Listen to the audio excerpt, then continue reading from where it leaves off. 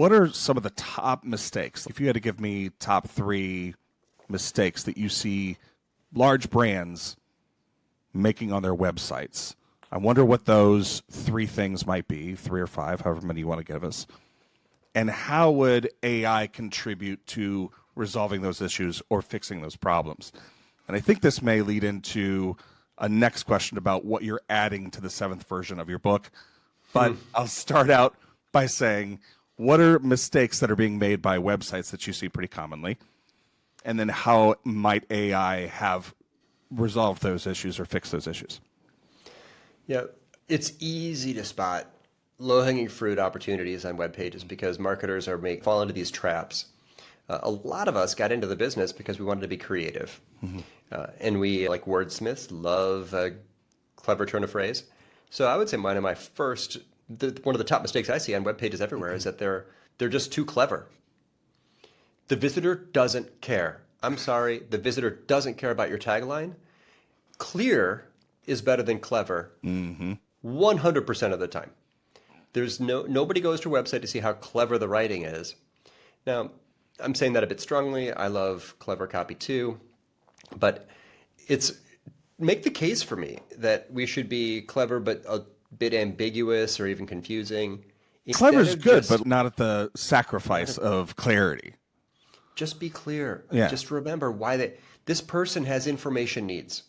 The first question of every visitor to every web page is, am I in the right place?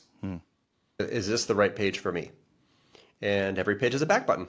You cannot remove that feature of the UX feature on 100% of our websites. So I would say that's one of the very first things. Now, there are mega brands that are household names that don't have to worry about this because everyone knows what they do. I'm not talking about those brands. I'm talking about the mortals out there, the normal brands, the smaller players like us. Yeah. Okay. Mistake number 2, I think that a lot of pages just, if you have a web page, scan down and ask yourself, could a startup that was born yesterday write this same page? Frequently, yes. I see major players, 50 million in revenue, and you scan down the page and it's just a big pile of unsupported marketing claims. Yeah. There's literally nothing there that a brand new startup couldn't say. So how do you solve that problem? It's mostly evidence. Years in business, logos of companies you've worked with, sure, media placements. You've got testimonials, case studies, statistics. That video that shows your pictures of your team. You're the only company with your people. Perspectives of your executives or leaders if you can't get testimonials.